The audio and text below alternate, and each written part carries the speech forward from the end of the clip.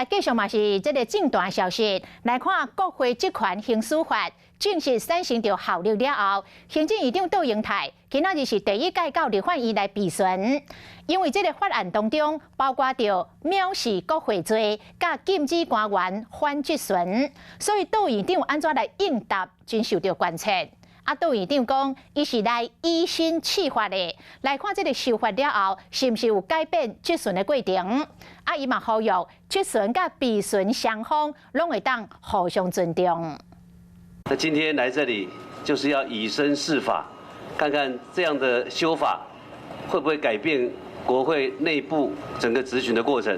悄悄啊，轻松回答。看起来国会职权行使法上路了后，头一遍到立法院备询，行政院长杜英泰无力惊，是讲法案当中禁止官员反质询，大家拢在看杜英泰面状应战。未来会进一步的变红色，有没有可能？看中国的态度有没有改变？所以不排除变红色的哦。现在不能做这种预言式的，预言式的质询很可怕，是不是？预言式的质询很可怕，不能做这种预言式的质询。我再跟你强调一遍呢，我讲话你不要插话好吗？你刚刚有问我。第一棒得对着朱启明南亚立委赖书宝，杜英泰有完是两西，唔那回答，搁甲对方倒加一喙。赖清德第一人选的行政院长是童子贤，不是周龙泰的。你那天不是说是林佳龙吗？你这样的经济部长跑去美国骂台湾人，台湾人好奇怪哦。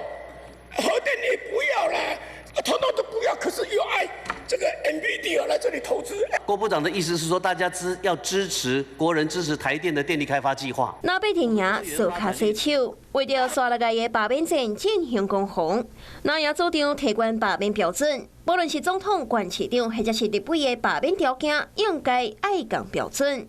后礼拜估计将选罢法的修正案摆入内政委员会，也毋过被力选唔收听，甚至对邀请总统国情报告的态度出现变卦。满口承诺人民在大选前来到国会做国情报告的总统，这样的一个毫无诚信的人呐，我们不必再打舞台给他。赖清德总统那一天已经说了，他要守护这个民主宪政，他怎么可能有带头违宪？为国会职权修法的修宪案，告刷了个的罢免战，挑起战场各在扩大。